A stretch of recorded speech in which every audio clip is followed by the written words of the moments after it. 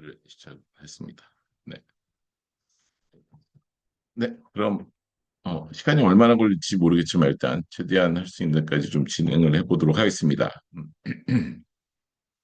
너 자신의 이유로 살라 그 챕터 7하고 8에 대해서 이야기할 거고 지금 챕터 1 파트 1과 2로 나눠져 있는데 파트 1이 이제 무엇이 인간의 마음을 움직이는가 해서 네 개 챕터로 되어 있었습니다. 그리고 지금 이제 챕터 7하고 8이 있는 데는 파트 2로 너 자신의 이유로 살라 중에 마지막 미- 아마 챕터 6에서 아마 이제 리더 이야기가 잠깐 나왔던 걸로 기억을 하고요. 그 이어서 이제 위대한 리더는 어떻게 욕망을 이끄는가 그리고 챕터 8은 이제 무엇을 원하는가 이게 아마 챕터 8이 끝에 부분에 이 책에서 하고자 하는 얘기 같은 썸머리 같은 느낌이 좀 있더라고요. 그래서 챕터 7하고 8에 대해서 이야기를 좀 해보도록 하겠습니다. 어, 우선 챕터 7은 이런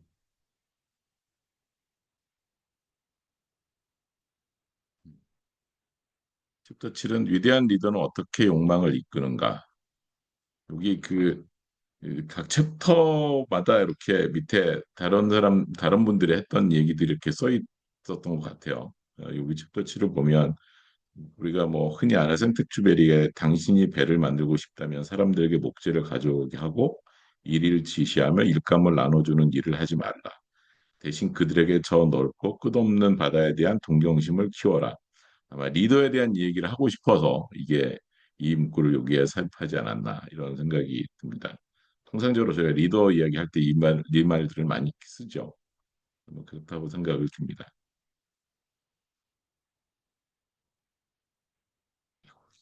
그리고 넘어갔다 다시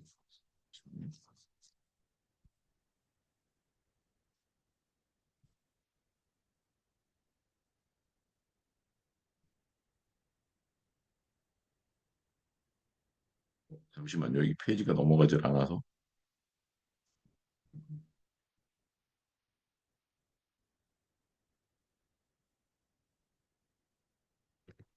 왜 안 되는 거지?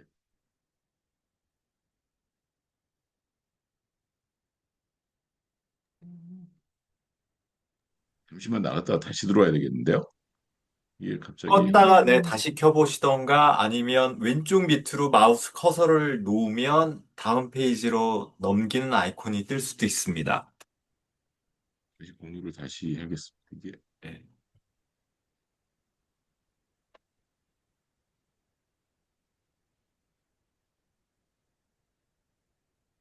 음, 다시. 네. 그 앞에 본격적으로 이야기하기 전에 여기 챕터 7에서 위대한 리더는 어떻게 욕망을 이끄는가 라는 거 이야기하면서 앞에서 서론으로 이런 얘기를 좀 하더라고요. 미개발된 욕망을 활용하는 것은 위대한 지도자의 전형적인 모습이다. 위대한 지도자는 미개발된 욕망을 활용해야 된다는 게 포인트인 것 같고요. 그 욕망은 인간의 역동적 상호작용이 이루어지는 세계에서 생성되고 형성된다.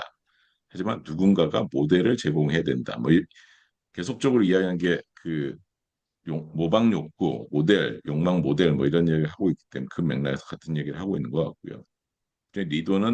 리더는 의도성을 가지고 사람들이 전보다 더 많이 원하거나 더 적게 원하거나 또 다른 것을 원하도록 돕는다. 또 다른 욕망을 갖게 돕는다고 이야기하는 것 같습니다. 대신에 소심하고 내성적인 리더는 내재적 욕망에 의해서 움직이고 호방하고 활달한 리더는 초월적 욕망에 의해서 움직인다.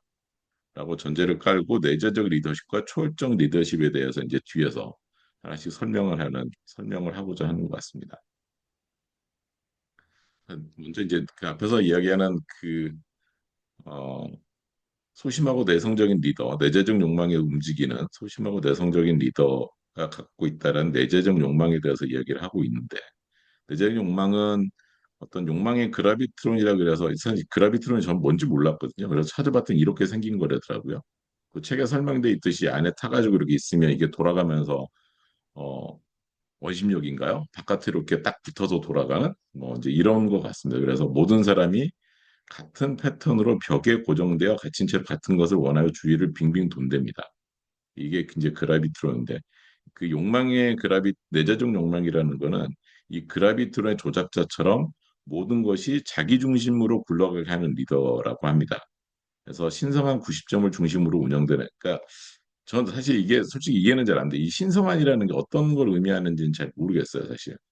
신성한 90점이라는 게 어떤 어, 신적인 존재처럼 자기를 중심으로 해서 모든 게 돌아가게 원하는 그런 거를 이야기하는 것 같기도 하고 사실 이게 원어를 몰라서 제가 신성한 90점을 중심으로 운영되는 회사라고 하니까 결과적으로는 자기 중심으로 자기 생각만 가지고 어떤 리더의 욕망만 가지고 운영되는 회사, 그 방향대로 움직이는 회사 이렇게 해석될 수 있을 것 같습니다. 그래서 어떤 자기가 그 갖고 있는 욕망 내 어떤 시스템 밖의 모델은 전혀 포함되지 않는 내재적 욕망, 즉 시스템적 욕망만을 가지고 움직이는 회사라고 하고 이런 리더들이 뭐 내재적 욕망으로만 움직이는 그런 리더다. 즉 시스템적인 욕망으로만 이끄는 그런 리더라고 이야기를 하고 있고요. 그런 사람들이 이런 내재적 욕망을 가지고 있다고 하고 이게 이제 이런 리더는 자신을 유지시키는 것이 주된 목적이라고 이야기를 합니다. 그러니까 회사 전체 다른 거의 발전이나 그런 뭐 뒤에서 이야기한 초월적인 그런 게 아니라 자기 생각대로, 자기 욕망대로, 자기 중심대로만 그렇게 움직이게 하는 그런 거를 그런 리더를 내재적 욕망을 가진 리더라고 이야기를 하고 있는 것 있습니다. 그게 이제 반면에 초월적 리더십, 요 그림에도 이제 뭐 내재적 욕망과 초월적 리더십을 이렇게 잘뭐 표현을 하고 있긴 한데 그 반면에 초월적 리더십에 대해서 이야기를 하고 있는데 초월적인 리더는 그들이 존재하는 시스템 밖에서 욕망의 모델을 갖는다고 합니다. 그래서 흔히 우리가 역사상 위대한 작가나 예술가 뭐 이런 위대한 작가나 예술가들의 작품이 시대를 초월해서 평가를 받고 시대를 초월해서 뭔가 훌륭한 작품이라고 인정을 받는 거는 그들이 존재하는 그 시대, 그때 어떤 시스템이 아니라 그 시스템 밖에서 어떤 욕망 모델을 가져서 그렇다라고 이야기를 하고 있고요. 그 예를 들어서 뭐 우리가 달에 가기로 결정하다 존 F 케네디가 이제 달에 가기로 결정했다라고 이야기한 것 자체는 기존의 사람들이 갖고 있던 생각 자체를 완전히 뛰어넘는 어떻게 달에 갈 수 있을까라고 뭐 달에 갈 거라는 생각도 하지 않았던 사람들이 그런 사람들에게 달에 가기로 결정했다고 하면서 달에 갈 수 있구나라는 그리고 달에 가야 되겠다라는 그런 욕망을 갖게 하는 기존에 생각지도 못했던 것들을 생각하게 하는 그런 욕망을 갖게 하는 그런 모델링을 한 예라라고 이야기가 나오고 있습니다. 그리고 이제 또 마르틴 루터 킹 목사에 대한 얘기도 나오는데 좌파 우파 진보나 보수 세속이나 종교를 초월해서 진정한 변화에 대한 욕망을 모델링한 그런 분으로 루터 킹의 예도 들고 있습니다. 실제로 뭐 많은 부분들에 있어서 마틴 루터 킹 목사님은 이제 정말 이런 것들을 초월해서 남들이 어떤 한 가지에 이렇게 갇혀 있는 것들을 초월해서 그런 생각들을 뛰어넘게 하는 그런 연설과 그렇게 움직임 그런 행동들로 굉장히 많은 좋은 평을 받고 그러니까 훌륭한 분으로 인정받는 그런 분이기도 하죠. 근데 이런 욕망은 재밌는 게 이런 욕망은 변덕스럽고 타성을 강하게 작용을 해서 어, 어느 순간 그렇게 갔다가 다시 폐쇄된 욕망시 또는 회귀하는 그런 성격이 있다고 합니다. 그러니까 욕망이라는 것 자체가 변덕스럽고 타성도 강하게 작용을 하는 거기 때문에 이렇게 어떤 욕망 자체 초월적인 욕망을 가졌다가도 다시 폐쇄된 욕망으로, 그러니까 내재적 욕망으로 복귀하려는 그런 아마 이게 사람들이 가지는 어떤 특성이지 않겠느냐라고 이야기를 하고 있습니다. 그리고 이제 어떤 이런 초월적인 리더는 그래서 사실 이제 이런 걸로 회귀하지 않기 위해서 그 나중에 이제 앞에서 얘기한 두 톤 욕망이라는 얘기를 하는 이유가 그런 두 톤 욕망을 찾아야 되고 그걸 만들어가야 된다는 얘기를 찾아가야 된다는 얘기를 하고 있는 거고요. 어떤 초월적인 리더는 경제를 개방적인 시스템으로 본답니다. 그래서 자신과 타인을 위해 가치를 창출하기 위한 새롭고 아직 시도해보지 않은 방법을 발견하려고 한다고 합니다. 그래서 뭐 이게 말이 되게 어려운 것 같은데 흔히 우리가 리더십에서 이야기하는 내용들인 것 같긴 합니다.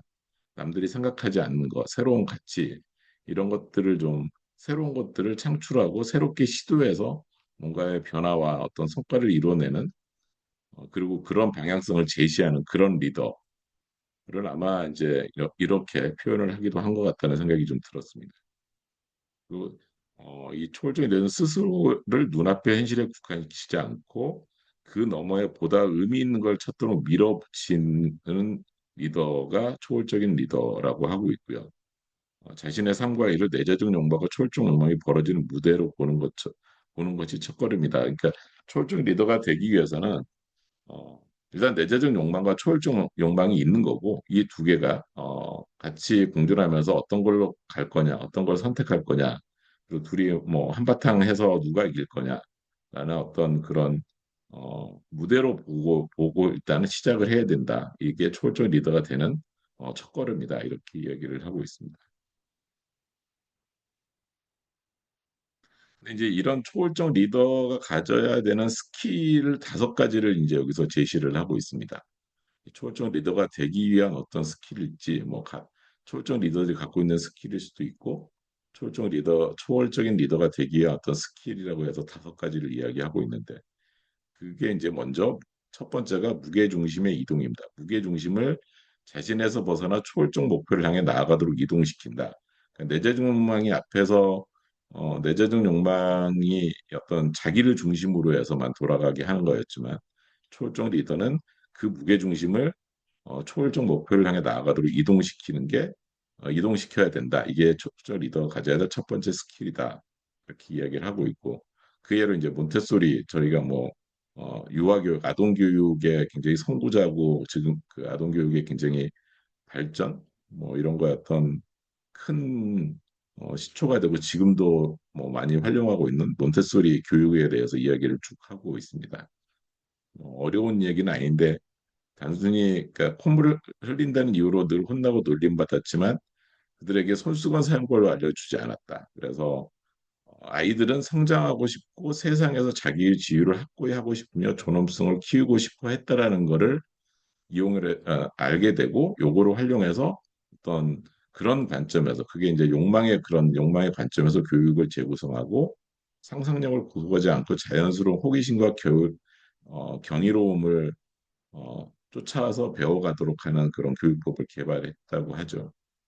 그래서 실제로 어, 어, 아이들의 영혼 속에 잠들은 사람을 깨우는 법을 알아야 된다고 하면서 이런 거를 자기 교육 어떤 그 방법에 많이 가미를 해서 그런 교육법을 많이 개발한 그런 예로 들고 있습니다. 그래서 어, 자신으로부터 무게중심을 멀어지게 해야 된다고 이야기를 또 하고 있습니다. 몬테소리 뭐그 자세한 책에 자세한 내용들이 여러 번 언급돼 있지만 몬테소리 이분의 어떤 교육법을 개발한 그리고 한 거에 대해서 예를 들면서 무게중심 자체가 초월적인 목표를 향해 나아가도록 이동시켜야 된다라고 이야기를 하고 있고요. 두 번째 초월적 리더의 스킬은 진실의 속도입니다. 조직의 건강은 진실이 그 속에서 이동하는 속도에 정비례한다. 그러니까 이게 이제 보면 실제로 조직 내에서 어떻게 정보들이 움직이는가라는 것을 이야기하는 것 같습니다. 그래서 진짜 진실은 반무방적, 파괴적 미메시스 경쟁과 전투하고 느리게 이동하거나 특정인 의지에 계속 휘둘리게 되면 미메시스가 지배한다. 그냥 모방만 한다는 거예요. 단순 모방만. 따로 하는 것만 한다는 거죠. 그래서 위기 상황에서부터 회사의 내부로부터 위협은 과소평가가 됐고 희생양을 찾게 되는 거죠. 그래서 외부로부터 위협은 점점 심각해지고 용기 있게 진실에 직면하면서 효과적인으로 신속하게 행동하지 않으면 적절히 대응할 수 없습니다.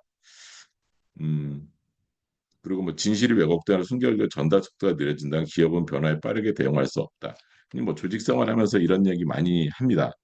사실 진실은 많이 묻히기도 하고 자기에게 손해가 되거나 방해가 된다 그러면 정말 희생양을 찾아서 그 사람을 희생시키려고 해서 그거를 진실을 감추려고도 하고 하지만 그런 진실들이 감춰짐으로 해서 문제가 생기기도 하고 회사가 큰 위기에 빠지기도 하고 합니다.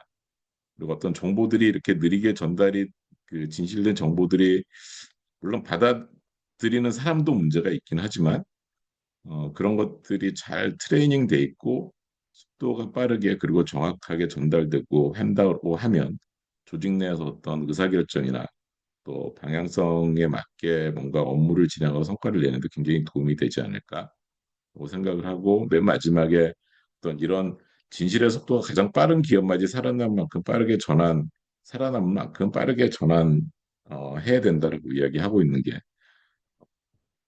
조직생활을 하면서 좀 와닿는 얘기 같기도 합니다. 사실 제가 이 부분 읽으면서 최근에 저희 회사에 있었던 일에 대해서 약간 이런 부분이 있었지라는 약간의 반성도 나중에 기회가 되면 제가 어떤 일이었는지 말씀드리겠습니다. 그래서 여기 그 이제 중간중간에 전술이 나오고 웬만하면 15개까지가 나오는 것 같아요. 그래서 그 이야기 그뭐 전술 11번째 전술이 나오기도 합니다. 진실에서 그러기 위해서 어떤 진실의 전달 속도를 어떻게 높일 거냐. 회사 내에서 정보의 전달 속도, 진실의 전달 속도를 측정하고 개선 조치를 취하는 기업은 그렇지 않은 기업보다 유리하다. 그러면서 이제 그 전달 속도를 테스트해 보는 게 여기저기 다양한 출발처 소비자부터 뭐 말단 직원, 중간 직원까지 해가지고 어떤 정보가 주요 임원하고 다른 직원들까지 도달하는데 걸리는 시간을 체크해서 그 시간이 얼마나 오래 걸리는지 금방 뭐 전달이 되는지 그리고 정확하게 전달되는지 이런 걸 파악을 하면 뭐 전달 속도를 측정할 수 있다고 하고요. 또 이런 말도 있어요. 상사의 어떤 회의에 상사가 참석했느냐 안 했느냐에 따라서 진실되게 말을 하는 횟수가 얼마나 통상적으로 윗사람이 참석을 하는 회의에서 진실을 잘 이야기를 하지 않는다라는 얘기겠죠, 이게. 그래서 그런 것도 파악을 해봐야 된다. 뭐 이런 거 그리고 진실을 위해 희생해야 했던 일 중에 가장 어려운 것이 무엇이었는지 직원들한테 질문을 해서 이 대답을 통해서 이 조직이나 이 회사가 진실의 전달 속도가 얼마나 되는지 측정해 볼 수 있다. 이렇게 이야기를 합니다. 근데 전술이라고 하는 거 보니까 필요하면 해봐라 이런 얘기 같습니다. 뭐, 그런 전술이 필요할 수도 있다라고 이야기하고요. 그래서 이어가는 얘기가 모방 욕망의 현실을 받아들이게 된다면 당신의 삶에서 부정적인 미미스에 대응하기 위한 어떤 행동을 취할 수 있을지 의도적으로 생각할 능력을 갖게 된다. 그러니까 모방 욕망이라는 게 있다는 것을 받아들이면 삶에서도 어떤 부정적인 어떤 그러니까 모방 자체가 부정적으로 가게 되는 거에 대응하기 위해서 내가 어떤 행동을 해야 될지 의도적으로 생각을 하게 된다. 그러니까 내 욕망이 어떤 모델을 통해서 모방을 하고 있다는 것을 알아야 된다는 얘기를 하는 것 같습니다. 오늘 제가 그 2층 마무리하면서 뒤에서 같이 이야기하는 것 중에 이 모방 욕망이라는 거, 욕망 모델이라는 거에 대해서 한번 생각을 나눠보자고 제가 그래서 저기 맨세 번째 질문에 이렇게 이야기를 해놓긴 했는데 뭐 맞을 수도 있고 안 맞을 수도 있고 각자들 생각이 좀 다를 거라고 생각을 해서 이 모델에 대해서 이 이론에 대해서 한 번쯤 이야기를 나중에 해보시는 것도 어떨까 싶습니다. 그리고 진실을 열정적으로 추구하는 것은 모방적 가치가 아니라 객관적 가치에 도달하기 위해 고군분투하는 것이다. 이게 지난 시간에 아마 반모방적인 거에 대한 얘기를 좀 나왔던 걸로 알고 있습니다. 그래서 모방이 반대가 아니고 어떤 모방적인 거를 탈피해서 좀 두터운 욕망으로 가는 그런 얘기를 하고 있는 것 같고요. 진실 추구를 강조하고 모델링하며 조직 내 진실의 속도를 높이려는 리더들은 진실로 가장하는 미메시스의 변덕스러운 움직임으로부터 스스로 예방 주사를 놓는 거. 그러니까 이 진실의 속도를 높여야 된다고 이야기를 하는 것 같아요. 진실을 진실 추구를 강조하고 모델링해서 속도를 높여야 된다. 그리고 이런 리더들은 정말 진실의 어떤 속도가 느리고 진실로 가장한 어떤 그런 모방의 어떤 변덕스러운 움직임으로부터 예방 주사를 넣어서 진실의 속도를 높일 수 있다. 이런 얘기를 하고 있습니다. 세 번째 스킬은 분별력입니다. 분별에 대한 이야기를 하고 있고, 그리고 분별력을 가져야 된다. 근데 이 분별이라는 게 이성적인 분석을 초월한 이성적인 분석을 초월하는 것까지 포함해서 결정을 내리는 과정, 필수 스킬이라고 돼 있습니다. 이게 참 굉장히 어려운 이야기 같거든요. 이성적인 분석, 통상적으로 이성적인 분석은 해야 된다고 하지만 이것도 쉬운 건 아니거든요. 근데 이거를 초월하는 것까지 포함을 해서 결정을 내리는 과정이 어떤 분별력이 있는 그런 가지는 리더라고 이야기를 하고 있거든요. 그래서 어, 굉장히 그 고차원적인 상당히 많은 고민과 생각을 해야 되는 분별력을 가져야 된다고 이야기를 하고 있고요. 뭐 그러면서 이제 모든 사항을 합리적으로 고려해 봤는데도 명확한 방법이 보이지 않았던 경험은 있는지 한번 생각해 봐라. 그리고 욕망의 딜레마라는 게 결정을 내린 사람이 가장 원하는 방식으로 통상적으로 규별하게 돼 있기 때문에 진지하게 합리적으로 분석할 수 있는 시간이 없답니다. 이게 욕망의 딜레마라는데요. 이게 아무리 이렇게 한다 그래도 최종적으로 결정을 내리는 사람이 가장 원하는 방식으로 가게 되어 있다. 정말 합리적인지 정말 분별력 있게 했는지를 정말 언제나 되돌아봐야 된다. 이런 얘기를 하고 있고요. 욕망은 알아차리는 것이 결정의 대상이 아니다. 현재와 미래 사이의 경계 공간에 분별력이 존재해야 된다. 이게 어차피 욕망이라는 건 미래 이야기잖아요. 그래서 경계하는 그 공간에 분별력이 반드시 미래로 가면서 그 욕망에 대해서 생각하고 어떻게 가야 될지, 그 욕망을 어떤 욕망을 가지고 어떻게 가야 될지 어떤 분별력이 반드시 있어야 된다. 그리고 이런 거를 잘하는 초월적인 리더는 자기의 삶 그리고 뭐 주변 사람들의 삶에 그러한 공간을 만들어낸다라고 합니다. 어, 이 초월적인 리더 스킬을 보다 보면 굉장히 약간 초월적이라는 말을 좀 달리 해석을 해야 되지 않을까? 막 이런 생각도 좀 들긴 하더라고요. 상당히 고도의 스킬 그리고 고도의 뭐 이론이긴 하지만 이게 이제 어떤 이론적인 얘기고 하고 이상적인 얘기긴 하겠지만 그래도 이렇게 하려고 노력해야 된다고 받아들일 수밖에 없지만 이렇게 다 한다 그러면 과연 이게 인간인가 이런 생각도 가끔 들더라고요. 제가 이 책 읽다 보니까 모르죠. 앞으로는 이런 인간 같은 휴머노이드가 나올 수도 있다고 생각이 들긴 하지만 그래서 분별력을 향상시키는 방법이라 그래서 여기서 이제 잠깐 나오는 게 다양한 욕망을 생각해 볼 때 마음의 내적 움직임에 주의를 기울인다. 순간적인 만족감 또는 지속적인 만족감을 주는 욕망이 무엇인지 주의를 기울여 본다. 어떤 욕망에 마음이 더 가고 끌리는지 스스로에게 물어봐라. 임종때를 상상하며 어떤 욕망을 따라갔을 때 죽음을 앞두고 더 평화로운지 스스로에게 물어봐. 이거 아마 6장에서 나왔던 것 같아요, 이 이야기가. 근데 그게 이제 분별력을 향상시키는 방법 중에 하나인 것 같아요, 그것도. 자신에게 주어진 욕망이 어디에서 오는지 물어본다. 이게 이제 뭐 뒤에 나오는 명상, 예를 들어서 혼자만의 시간을 가져야 된다. 뭐 이러면서 고민하고 생각해보는 그러면서 키워지는 게 분별력이 아닌가 생각이 듭니다. 그래서 뭐 약간 초월적인 리더가 뭐 아이디어하더라도 분별력을 좀 더 향상시킨다는 의미에서는 한 번쯤은 해보면 어떨까. 그리고 여기서 분별력이 이야기하는 게 이제 그 욕망이라는 거를 명확하게 어떤 욕망인지 그 욕망이 정말 단순히 모방 욕망인지 그리고 얇은 욕망인지 두터운 욕망인지 그리고 그 욕망을 이뤄내려고 하는 과정들을 어떻게 갈 것인지에 대한 분별력이라고 생각을 하게 된다고 하면 어, 한 번쯤은 생각을 해볼 필요가 있지 않을까 싶습니다.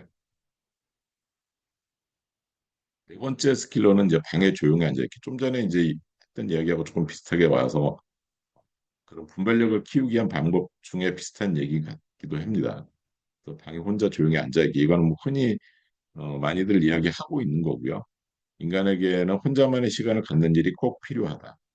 즐거운 고독의 시간, 내가 무엇을 원하는지, 다른 사람이 내게 원하는 것이 무엇인지를 생각하는 시간이어야 된다고 합니다.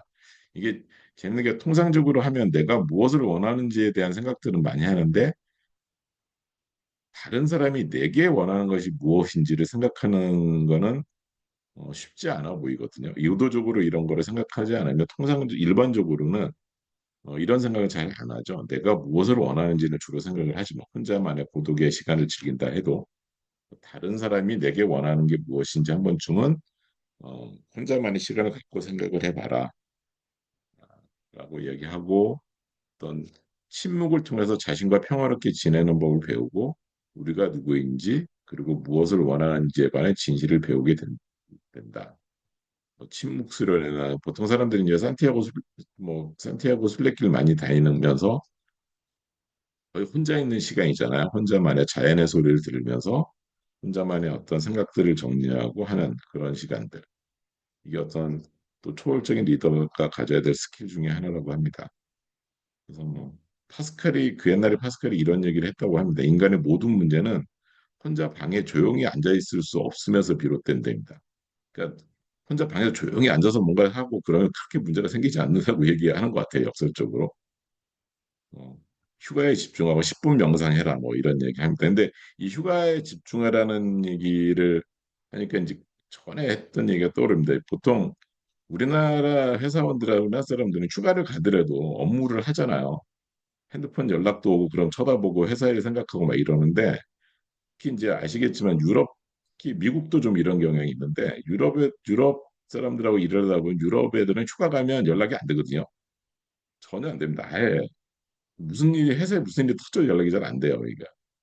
이게 이제 걔네들의 차이, 걔네들은 유럽 애들은 휴가를 온전히 자기를 위한 시간으로 갖는데요. 온전히 그 마인드가 철저화됩니다. 그래서 걔네 휴가 기간에 뭐 보통 여름하고 겨울에도 브레이크 한 번씩 있죠. 애들 자기 메일 보내면 리턴 메일 뭐 자기 휴가 중이다라고 딱 돼 있고 전화를 아무래도 연락이 안 받고 아무리 문자를 보내도 안 받고 연락 없고 철저하더라고요. 부럽기도 한데 우리나라 사람들은 그랬다가 이제 그 이유가 두렵기 때문에 잘 안 하죠. 못 하죠. 우리도 좀 그래야 될 필요가 있지 않겠나. 리더들부터 그렇게 바뀌어야 된다고 저는 생각을 합니다. 그래서 저도 가급적이면 그렇지 않으려고 노력을 하는데 아직은 잘 안 됩니다. 필요는 있어 보입니다. 그래서 혼자만의 시간을 갖는 게 정말 중요하지 않을까? 이게 뭐 저희 명상, 성찰 뭐 다 일맥상통하는 얘기 같습니다.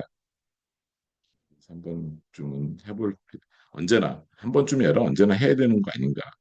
하루에 단 10분만이라도 명상을 하는 그런 시간을 갖는 게 좋을까라고 생각이 듭니다. 그러면서 뭐 똑같은 얘기인데 12번째 전술로 깊은 침묵에 들어가라.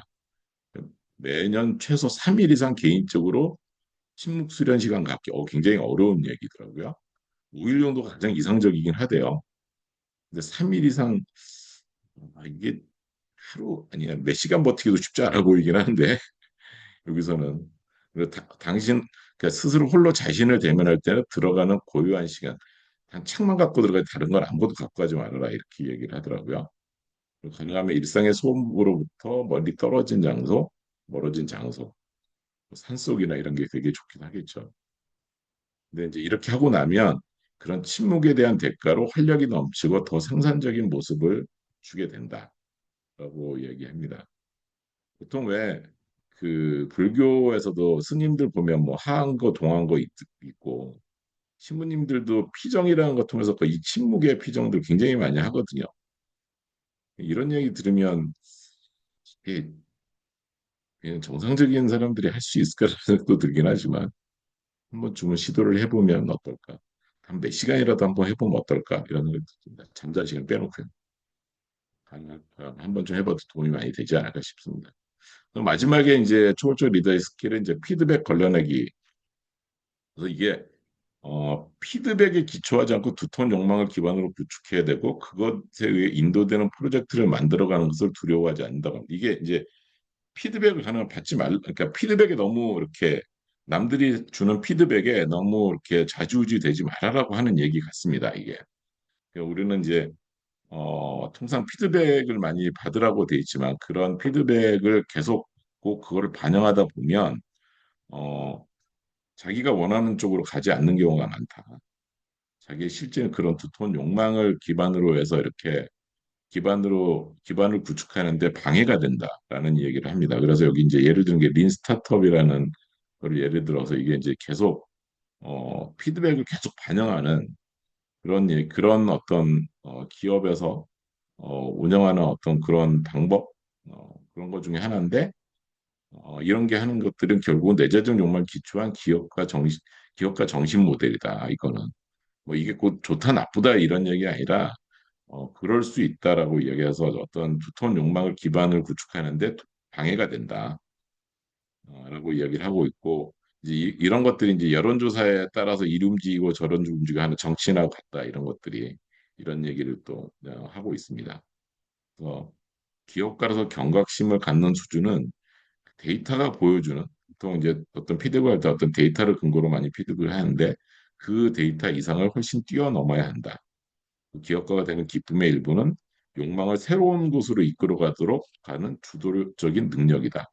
그러니까 기업가가 되는 기업가의 기쁨의 일부는 정말 욕망을 새로운 곳으로 이끌어가는 그런 어떤 주도를 그런 욕망을 새로운 곳으로 그냥 주도하는 그런 능력이 기업가가 갖는 또 다른 기쁨이다라고 이야기를 합니다.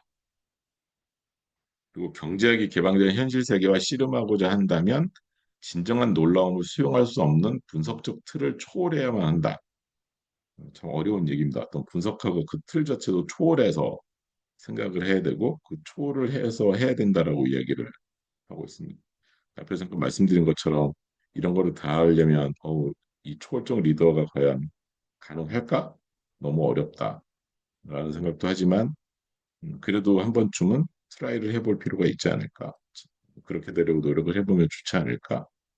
여기서 이야기하는 두터운 욕망을 만들려면 그런 또 이제 그런 두터운 욕망을 가진 회사 그런 그 리더로서의 조직을 운영해 나가려면 한 번쯤은 필요한 것들이 아닐까라고 생각을 합니다. 그래서 뭐 여기 써머리는 되어 있고요. 미래는 뭐 사람들이 원하는 것들의 산물이 될 것이고 우리가 만드는 건 만나는 사람, 싸우는 전투는 사람들이 내일 무엇을 원하는지에 따라 달라질 것이다. 그리고 오늘 우리가 원하는 것을 배우는 방식에서 시작된다.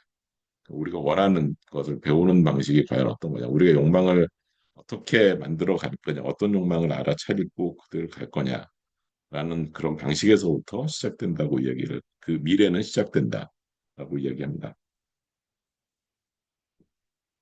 그래서 이제 위대한 리더는 어떻게 욕망을 이끄는가에 대해서 위대한 리더에 대해서 쭉 설명을 했고요. 이제 마지막으로 여덟 번째 챕터에 이제 무엇을 원하는가 이제 앞에서 한 것들에 대해서 한번 쭉 해서 집약을 해서 이야기를 하고 있는 것 같고 그러면서 이제 이 저자의 어떤 이야기를 하게 된 이 모방 욕망에 대한 모태가 되는 게 느레 지라르라는 분의 어떤 거였잖아요. 그래서 그분이 이야기한 것들을 여기다 이제 마지막으로 정의를 써놨습니다.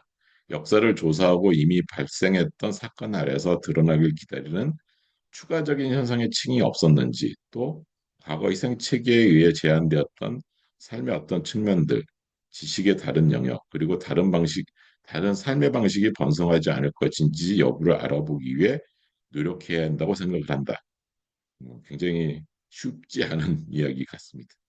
한 두 번 읽어봤는데 이게 되게 어려운 얘기인데 한참 고민해야 되겠는데 이런 생각만 좀 드는 그런 내용이었습니다. 사실 저한테는. 근데 이게 번역의 문제도 좀 있어 보이고요. 되게 어려워 보입니다. 말 자체는. 우리나라 말로 해놓은 게 되게 어려운 그런 겁니다. 그래서 이제 이거 이야기하면서 앞에서 모방 욕망이 미래 욕망을 구체화하고 한다. 이게 이제 모방 욕망이 기본적인 전제를 깔고 하는 거기 때문에 미래 욕망을 구체화하고 욕망의 유사성보다 더 위험한 것은 없다. 욕망이 같은 세상에 집중되면 갈등은 피할 수 없다. 앞에서 내내 했던 이야기들을 이제 다시 이야기하는 것 같습니다. 그래서 로봇이나 인간의 조작적 욕망은 인류 미래에 대한 진지한 질문을 제기한다. 근데 이게 이제 그 로봇이나 인간이 이게 이제 뭐 여기서 뭐 섹스워드 이야기도 잠깐 나오고 하는 것 같은데 이런 로봇들이 어떤 인간의 조작된 욕망이라는 거죠. 사실 이미 어느 정도 프로그램되어 있고 그리고 얘네들이 또 학습을 하면서 쫓아가는 것 또한 어떤 조작되어진 욕망이다라고 이야기하죠.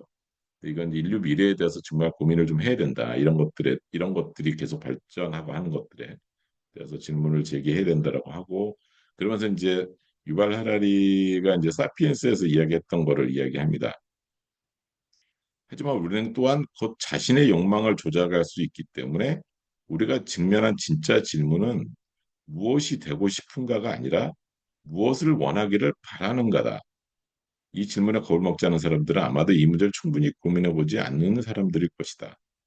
그러니까 흔히 말하는 우리가 무엇이 되고 싶은가라고 우리의 욕망을 찾는데 이게 아니라 우리가 무엇을 원하기를 바라는가, 이 원하는 욕망, 어떤 욕망을 바라는가를 먼저 고민해야 된다고 이야기를 합니다. 그래서 이게 이제 오늘 뭐 뒤에서도 같이 한번 얘기해봤으면 좋겠다라고 제가 얘기를 해놨는데 무엇을 원하기를 바라는가라는 질문에 대해서 어떻게 생각을 하는지 나중에 한번 얘기를 좀 해보았으면 좋겠고 이게 어떤 의미인지 어떤 의미로 이런 얘기를 하고 있는 건지도 한번 좀 같이 이야기를 해보면 어떨까 싶습니다.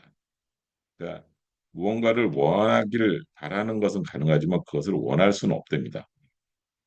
우리 미래에 우리가 채택한 모델은 욕망 형성에 매우 중요하다. 그러니까 어차피 모델 욕망 모델에 따라가서 우리가 어떤 이미 채택된 모델은 우리 욕망의 형성에 굉장히 중요하고 그런 어떤 미래에 원하는 것은 세 가지. 과거 욕망이 어떻게 형성되어 있고, 현재 어떻게 형성되어 있고, 미래에 어떻게 형성되어 질 것인가. 이 세 가지에 따라서 미래 욕망이, 미래 우리가 원하는 것은, 미래 욕망은 이 세 가지에 의해서 결정이 된다라고 이야기합니다. 우리가 쇠퇴하는 이유는 이 문화적인 정체는 쇠퇴, 초월적인 건 상상할 수가 없기 때문에 우리가 전체적으로 쇠퇴한다고 여기서는 얘기를 하고 있어요. 그러니까 그 얕은 욕망에 따라 서로 갈등하고 하면서 이게 이제 세태라고 문화적인 정체는 세태라고 여기서 이 저자가 이야기를 계속 하고 있고 실제로 뭐 인터넷, 페이스북 그러니까 실제 정체성과 바라는 정체성을 계속 만들어내는 거잖아. 이런 것들을 따라하는 거기 때문에 지속적으로 사람들이 보고 따라하고 이어가게 되는 것 때문에 이것들이 그리고 요리 프로그램도 마찬가지라 그러더라고요. 같은 요리를 계속 해보고 그 요리를 따라서 하는 것들. 그러니까 창의적이거나 창조적이지 않고 그런 것들을 따라서 하는 것들 이런 것들이 문화적인 정체는 쇠퇴를 가져온다라고 여기는 극단적으로 이야기를 하고 있는 것 같고요.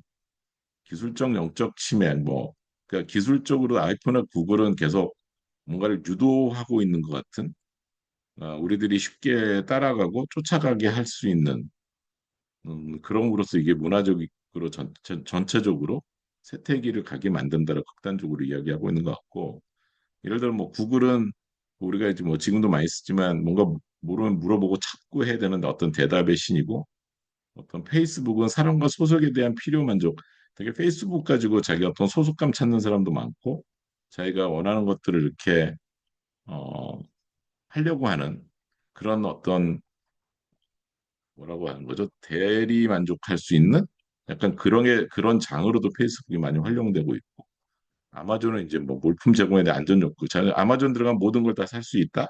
모든 걸 다 구할 수 있다. 이런 것들이죠. 그냥 뭔가 생각하고 좀 고민하고 이럴 필요가 없다라는 거죠. 애플은 또 파트너로서의 매력이 있어서 성욕과 지위에 따른 욕구에 호소하고 있다. 뭐 이런 얘기를 극단적으로 하고 있어요. 애플이 워낙에 이제 사용하기도 편하고 하다 보니까 거기에 이렇게 종속되어 가는 느낌? 그런 것이 이제 전체적으로 어떤 문화적 정체나 채태로 이어질 수 있다라고 하고 있습니다. 그러니까 이런 것들은 사실 이런 것들이 우리의 어떤 고질적인 기본적인 욕구를 잘 건드렸으나 건드렸을 뿐만 아니라 그 욕구를 잘 다루기도 한답니다. 그래서 사람들을 그렇게 움직이게 하는 거죠. 그런 쪽으로. 그러니까 어떤 유도한 쪽을 자꾸 갈 수밖에 없게 만드는. 그건 사실 뭐 단순하게 구글에서 뭐 상품화를 검색하면 계속 연관 상품이 뜨잖아요. 계속 광고로. 그래서 어디다 보면 또 그 연관된 걸 또 사고 있는 본인의 모습들을 발견하게 되게 되거든요. 이게 그 사람 구글이 워낙 어떻게 보면 유도하고 있는 거죠. 그런 식으로. 사실 이제 그런 거를 그런 광고를 따라해서 그렇게 하는 것도 그런 거를 하는 회사들이 또 따로 있어요. 그래서 계속 그거를 쫓아가 그 제품을 사게 하는 그게 광고 요즘은 이제 그게 더 광고 효과가 더 크다 그러더라고요. 그 게임 같은 건 더더군다나 그래서 우리는 이제 여기에서는 이제 아예 스콧 갤러에게서는 이게 완전히 쇠퇴한다고 문화적인 쇠퇴로 이야기를 하고 있고 여기 저자도 그렇게 이야기하고 있습니다. 그래서 미메시스로 인해 전체 모방으로 단순한 모방으로 인해서 쇠퇴해가고 있고 시스템 외부에 대한 초원적 판단 기준이 없다. 모방 욕망이 경계를 모호하게 만드는 효과가 있기 때문에 중요한 것에 대한 싸움이 중요하지 않은 것의 싸움과 서로 교차하며 상호작용하고 있다. 모방 욕망 자체가 뭐가 뭔지 이게 내가 어떤 뭐 그러니까 흔히 그냥 쉽게 말하면 옅은 욕망과 두터운 욕망의 어떤 경계를 모호하게 만들고 있고 그걸 판단하지 못하게 하고 있다. 이런 얘기를 하고 있습니다. 희망은 미래, 성취하기 어려운 것, 가능한 것에 대한 욕망. 희망이라는 것은 가능한 것에 대한 욕망인데 욕망을 성취할 수 있다는 확신이 없다면 희망을 품을 수도 없고 욕망을 할 수도 없다. 희망은 두터운 욕망이 자라는 토양이다. 비전을 품지 않았기 때문에 사람들은 소멸해 간다. 그러니까 희망을 가지고 뭔가 거기서부터 두터운 욕망이 시작되는 거고 비전을 품어야지만이 어떤 두터운 욕망도 생겨서 갈 수 있는데 비전을 품지 않았기 때문에 사람들이 소멸되어 간다. 사실 앞에서 이야기한 어떤 이런 것들 때문에 사람들이 그냥 단순하게 조금 더 그냥 가는 그냥 따라가는 대리만족과 뭐 어떤 이런 것들을 느끼며 따라가는 또 자기 스스로의 비전이 별로 없는 그런 현상들이 생긴다라고 이야기를 하고 있는데 그럴 수 있다는 생각도 들긴 합니다. 요즘은 워낙에 그런 것들이 많이 주변에 있고 그러기 보니까 내가 누군지에 대한 고민을 별로 안 하는 경우가 많지 않을까. 당연히 그런 비전도 없게 될 거고요. 그래서 그런 얘기를 하고 있고 이건 뭐 책에도 있지만 전처럼 모범 매트릭스를 셀레브리스트과 프레시메이스트 그리고 반무방정, 모방정이나 해서 이렇게 예를 들어 놓은 것 같아요. 그래서 한번 보시면 도움이 좀 될 거라고 생각이 듭니다.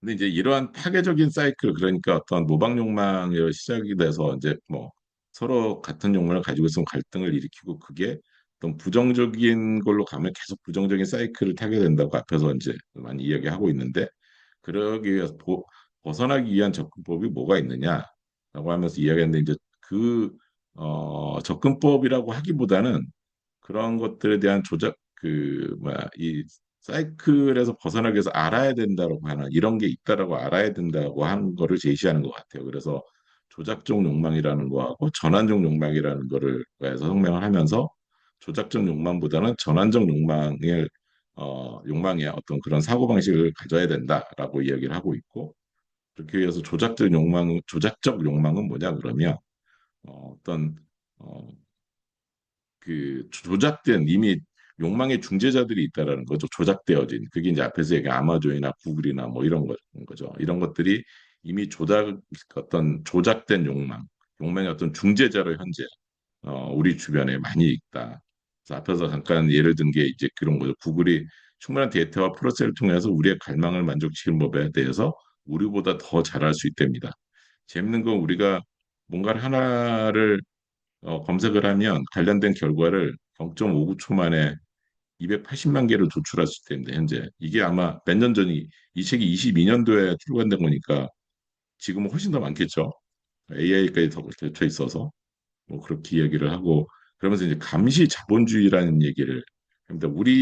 우리에 대해서 모든 걸 다 알고 있는 사람만이 성공하는 이 세상에서 성공하는 감시 자본주의라는 얘기를 여기서 또 하고 있습니다. 이게 감시 자본주의가 서베일런스 캐피탈리즘인데 결국 서베일런스가 조사라는 얘기잖아요. 그러니까 점치 다 알고 있다라는 거죠. 우리 나에 대해서 얼마만한 그 정보를 갖고 있느냐가 어떤 자본주의의 근간이 되는 그런 세상이 됐다라고 얘기를 하는 것 같습니다. 그리고 또 조작적 욕망의 또 다른 예로 중앙 집중식 계획된 욕구, 정치 시스템 정책을 이야기하고 있는데 이게 이제 권위주의 체제에서는 사람들이 행동에 대한 권위가 아니라 욕망에 대한 권위를 가질 때 승리할 수 있다고 합니다. 이게 이제 여기 예를 든 게 감방을 어떤 죄수들한테 이 그 감옥 자체, 자 어떤 식으로든 감옥 자체를 살아가게 하면 어 감옥에서 나갈 생각을 잘 안 됩니다. 다른 변화에 어떤 욕구가 없어진대요. 너무 편하고 좋으니까 그 자체를 사랑하기 때문에 그러다 보면 어떤 얘기를 해도 먹힌다는 거죠. 어떤 권위가 그럴 때 이길 수 있다 이런 얘기를 하고 있고 이데올로기 또한 욕망 폐쇄 시스템, 욕구가 수용될 수 있는지 여부에 관해 명확한 명확한 제약을 제공하고 있는 게 이데올로기고 은폐하고 제약하려는 폭력이다라고 이야기를 합니다. 이데올로기에 대해서. 그리고 여기 이제 이런 얘기하면서 왜 강제 수용소에 이 끌려갔던 여성 그 모든 걸 포기하고 거기서 주는 아이스크림을 너무 좋아하다 보니까 결국은 자기를 강제 수용소로 끌어 보냈던 그 정당까지 결과적으로 나중에 지지하게 된다는 좀 아이러니컬하지만 그렇게 될 수밖에 없다라는 그게 어떤 계획된 욕구에서 끌려가다 보면 그렇게 된다라는 거죠. 그러니까 뭐 이제 그 사람이 아이스크림을 좋아하는 걸 보고 알고 아이스크림을 계속 적응해서 결국 그거를 주는 사람마저 좋아하게 만드는 그 자기를 그 궁지에 몰았던 사람인데도 불구하고 이제 이런 역설적인 얘기를 좀 하고 있습니다. 조작된 조작적 욕망이 굉장히 무섭다. 그만큼 무섭다라는 얘기를 하고 있고 사람들의 욕망은 외부적인 힘에 의해 인위적으로 형성이 된답니다. 그래서 이 욕망을 조작할 수 있는 알약을 먹을 것인가. 이게 이제 뭐 정복한 어떤 왕이 정복당하는 왕한테 알약을 줘서 그 사람 주어서 뭐 이렇게 부끄러움을 느끼지 못하게 하는 그럼으로 해서 순응하게 만들어서 결국 그들의 욕망을 조작하는 그들이 하고자 하는 것들을 다 조작하게 말에 따르게 하는 그런 어떤 소설의 이야기를 쓰면서 그 알약을 과연 먹을 것인가 안 먹을 것인가는 전적으로 우리한테 달려 있고 우리가 이런 조작적 욕망이 주변에 있고 이런 거에 의해서 우리가 우리의 욕망들이 조작되어져 있는 욕망을 따르고 있다라는 걸 알아야 된다는 얘기를 하는 것 같고 이런 예로 이런 이야기들을 하고 있는 것 같습니다. 그래서 여기 따라가지 말고 어떤 초월적인 욕망, 두터운 욕망을 갖기 위해서 어, 전환적 욕망을 가져야 된다 이런 얘기를 하고 있고 그 중간에 13번째 전술로 상반된 것과 공존할 수 있는 방법 찾기. 그러니까 이게 상반된 것을 알아야지만이 어떤 초월적으로 어떤 두터운 욕망 쪽으로 더 갈 수 있다라고 이야기하는 것 같아요. 그래서 상반된 게 뭐냐? 역설적인 인물. 예를 들면 뭐 그게 뭐죠? 이 단순하지만 어떤 대범함, 이렇게 대비되는 서로 대비되는 사람. 그러니까 이런 것 같지만 저런 것 같기도 하고 그게 완전히 대비되는 그런 것들을 다 갖고 있는 그런 사람 또는 그런 뭐 어, 겸손함과 자신감을 동시에 갖고 있는 사람이라든지 어떤 예상을 완전히 뛰어넘는 이거 같지 않은데 이런 사람이었네? 라고 우리가 알게 된 어떤 상반된 것과의 공존을 해야만이 초월적인 것을 얻을 수 있다 이런 얘기를 하는 것 같아요. 그래서 내가 더 나아가서 재평가하고 더 깊이 들어가야 한다는 신호이고 현재 내가 있는 곳 너머에 무언가를 가르친다는 건데 이게 그래서 이런 상반되고 공존할 수 있어야 된다고 얘기하면서 이런 얘기를 하고 있고요.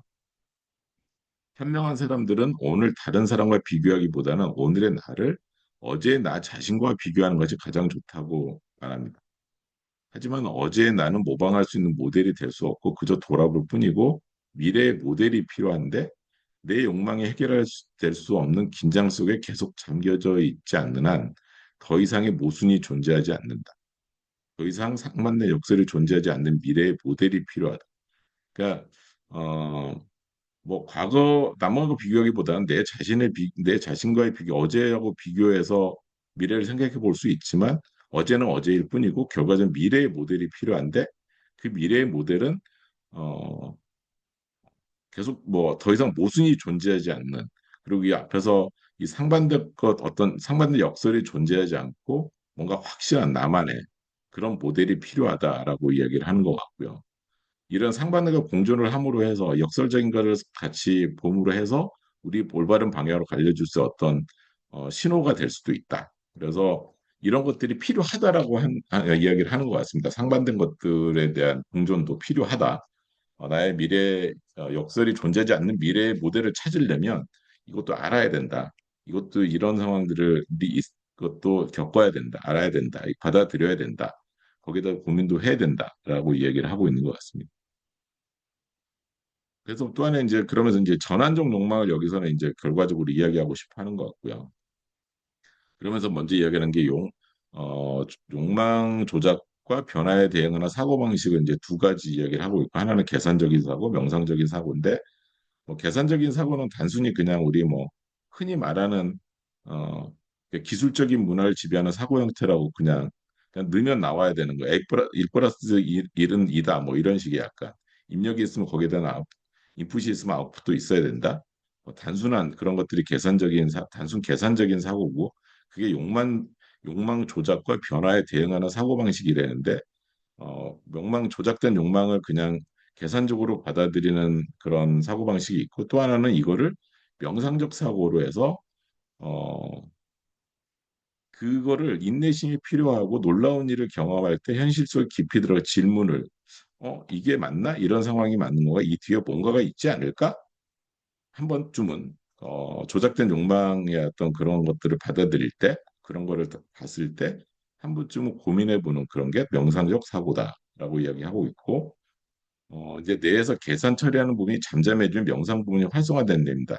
그래서 새로운 모델을 발전시킨대. 그래서 너무 계산적인 뭐 단순하게 계산하고 단순하게 받아들이고 그러지 말고 좀 더 다른 생각을 좀 더 거기에 대해 한 번 더 들어가서 왜 그럴까? 지금 이 상황이 뭐지?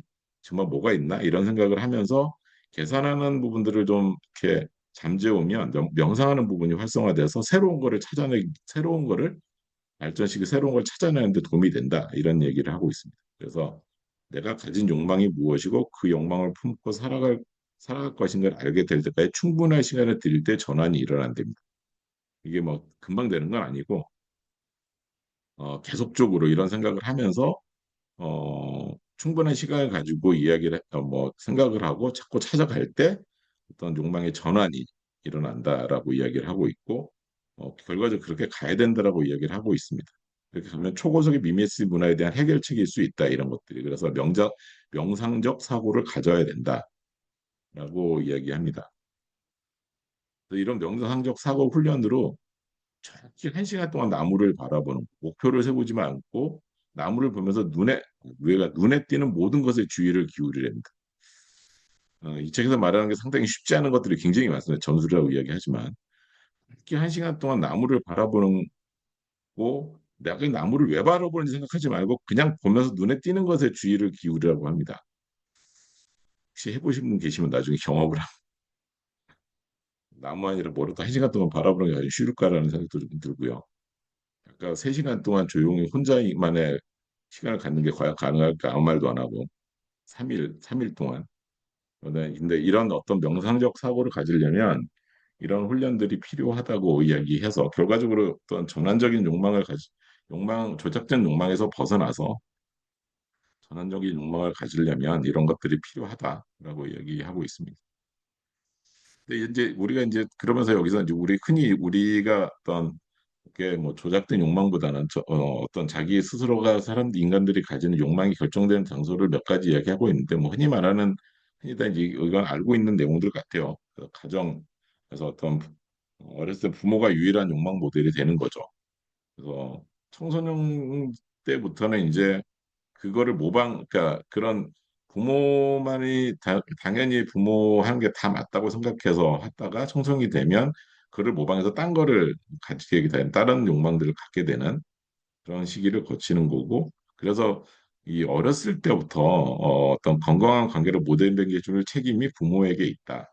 모방적 충동에 그래서 이 청소년기에 자녀들이 어떤 모방의 어떤 충동에 사로잡혀 있는지 관심을 잘 기울이고 봐야 된다. 그래서 뭐 흔히 말하는 부모의 모방 행위는 자녀들에게 학습되고 그대로 흡수되는 경향이 있다. 부모가 어떻게 하느냐에 따라서 애들 따라한다는 거죠. 그게 욕망도 그렇다. 제가 눈이 많이 듣던 얘기, 아이는 부모의 등을 보고 자란답니다. 그래서 애들이 앞에서 절대 이상한 짓 하지 말고, 절대 이상한 얘기하지 말고, 이게 이제 애들 키울 때 많이 들었던 얘기입니다. 이야기하니까 저 옆에서 누가 웃고 있는데 그 사람이 한 얘기인데 저한테 계속. 근데 이게 이제 당연히 그런 욕망조차도 그렇다라고 이야기를 하고 있습니다. 그리고 이제 그 욕망이 결정되는 장소 또 하나의 장소가 어떤 이제 그 물리적인 공간이 아니고요. 상상. 우리에게 입력된 것을 통해서만 꿈을 꿀 수 있고 각자는 상상할 수 있는 범주 내에서 욕망의 세계를 가지고 있다. 자기가 상상할 수 있는 범위 내에서 욕망을 꿈꿀 수밖에 없다라는 거예요. 상상하지 못하는데 욕망을 가질 수 없다는 거죠, 절대. 상상하지 못하는 욕망은 없다라고 이야기를 하는 것 같아요.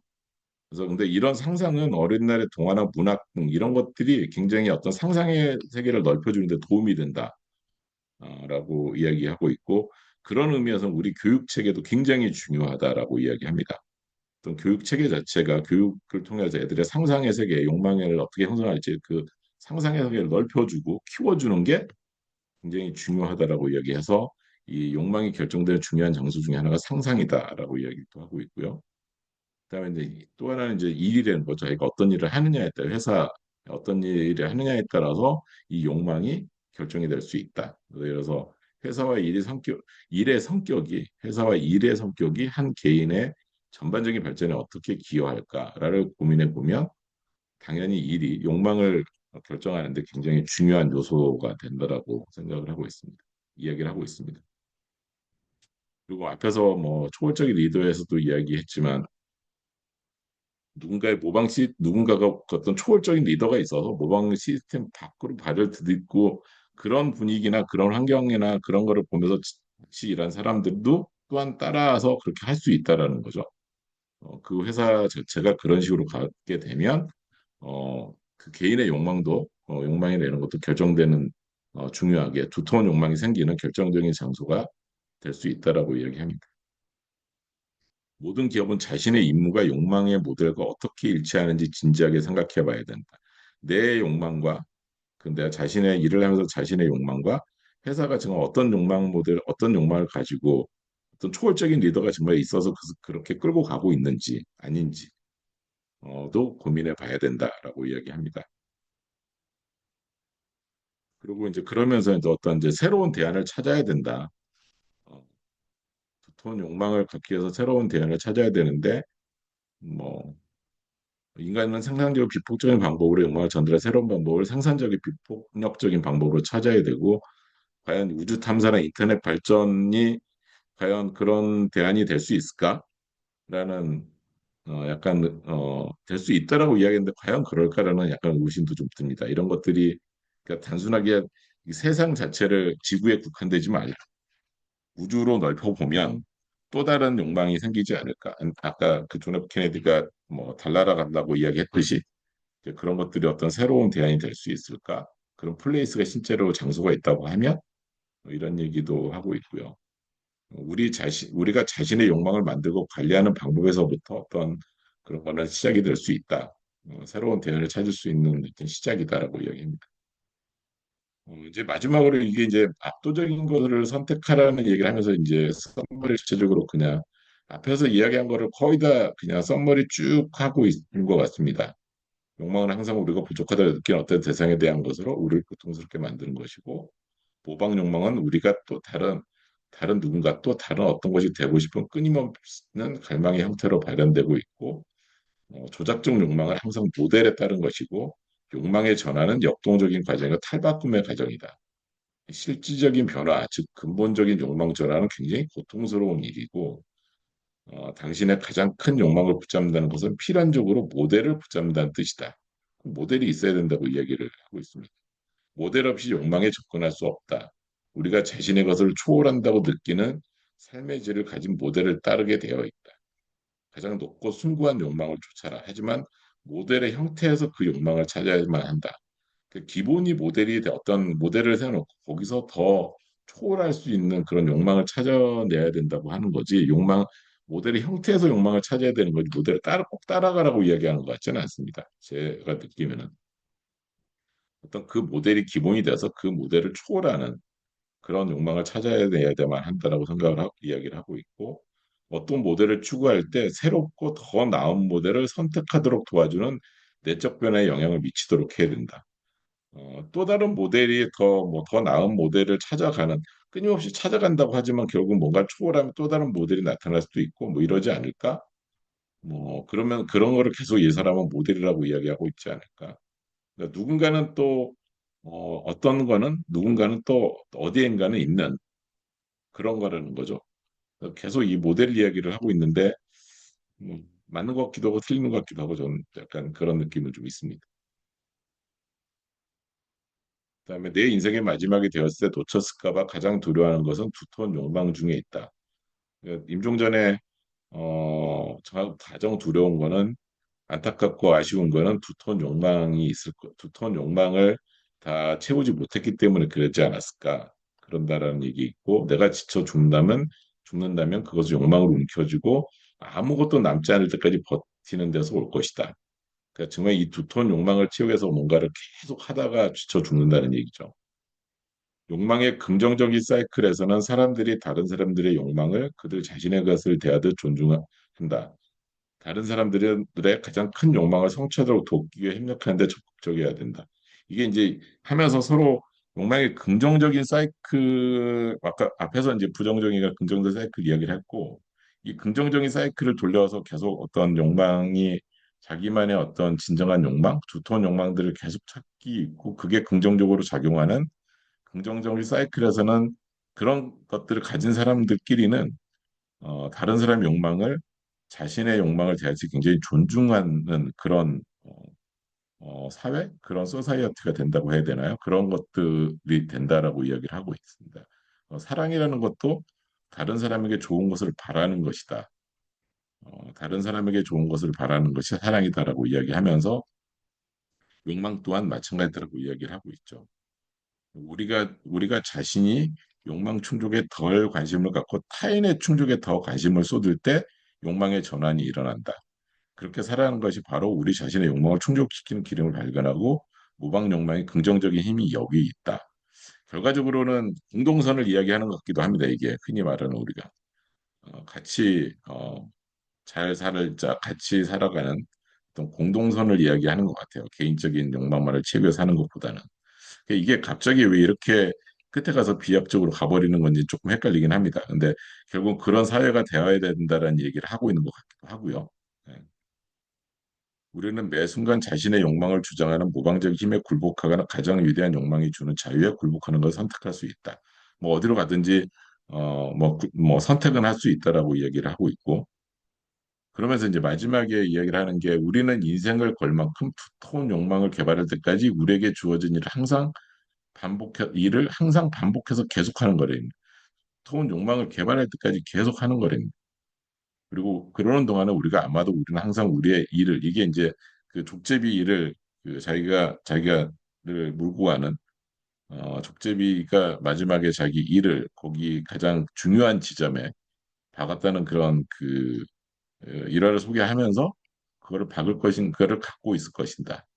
우리가 이미 가진 것을 원하며 말이다. 그러니까 우리는 깊이 파고들 가치가 있는 것이 무엇인지를 결정을 내려야 될 그 순간이 분명히 있다는 거죠. 그러니까 두터운 욕망을 개발할 때 계속 뭔가 반복을 하긴 하지만 정말 이거는 정말 내 거야. 내가 정말 이거를 하기 위해서 뭔가를 해야 될까 하는 그 어떤 결정적인 지점을 분명히 찾을 수 있을 것이고 그 찾았을 때 어떤 결정을 내려서 그 욕망을 이루기 위해서 뭔가를 해야 된다. 라는 얘기를 하면서 마무리를 하고 있는 것 같습니다. 그래서 두터운 욕망, 진정 원하는 것이 무엇인지 찾고 이루기 위해서 노력해야 된다는 얘기를 마지막에 하면서 마무리를 하고 있는 것 같습니다. 그러면서 어, 마지막 전술로 다른 사람이 원하는 것에 책임이 있는 것처럼 살자. 다른 사람이 원하는 것을 돕는다는 것은 그들이 더 많이 원하도록 돕거나 덜 원하도록 돕고 또 그들이 다르게 원하도록 돕는 것이다. 이게 이제 앞에 또 리더 이야기하면서 나왔던 이 똑같은 얘기입니다. 거대한 훌라후엘처럼 우린 다른 사람의 욕망을 한 방향 또는 다른 방향으로 부드럽게 밀어내고 있다. 모방 욕망을 인식하며 살아가는 삶에는 경쟁심이 없고 매일 소소한 방식으로 긍정적인 욕망을 모델링하는 책임이 수반된다. 긍정적인 그 욕망 사이클을 돌리기 위해서 같이 서로가 나만을 위하지 뭐 서로를 돕는다는 생각으로 살아야 된다라고 이야기를 해서 다른 사람이 원하는 것을 책임 있는 것처럼 살자라고 마지막에 전술을 이야기하면서 마무리를 좀 하고 있습니다. 결과적으로는 모방 욕망, 뭐 욕망 모델을 이야기하면서 두터운 욕망을 개발해야 된다라고 하고 근데 그것들이 나만의 것이 아니라 주변 사람들까지 같이 가야 된다는 얘기를 같이 해야 되고 그들이 또 그렇게 할 수 있도록 도와줘야 된다. 이런 걸로 마무리를 하고 있다라고 보입니다. 네, 내용은 여기까지 조금 시간이 많이 됐는데 말씀드리고 그냥 같이 나눴으면 하는 질문은 뭐 그냥 단순하게 일단 초월적 리더십에서 앞에서 뭐 이야기를 많이 하고 있어서 그 부분에 대해서 한번 이야기를 해보면 좋을 것 같고 그 유발 하라리가 이야기한 무엇을 원하기를 바라는가는 질문에 대해서 한번 어떤 생각을 갖고 있는지 이 질문이 과연 어떤 의미이고 어떤 느낌으로 다가오시는지 어떻게 해드릴지 한번 좀 이야기해봤으면 좋겠고 이 책의 저자 이게 루키 버거스가 얘기하는 게 모방 욕망인데 이게 아마 이제 그 르네 지라르의 어떤 기본적인 거를 갖고 와서 이야기하는 것 같은데 이거 역시 동의를 하시는지 아니면 뭐 부분 동일하시거나 뭐 동일하지 않을 수도 있습니다. 이 여기서 제시하는 거에 대해서 그거에 관련된 생각을 한번 나눠보면 어떨까? 책을 마무리하면서 한 번쯤 이야기해 보면 좋겠다는 생각이 있어서 이 세 가지 질문을 가져왔습니다. 그러면 여기까지 하시고 녹화를 중지하고요.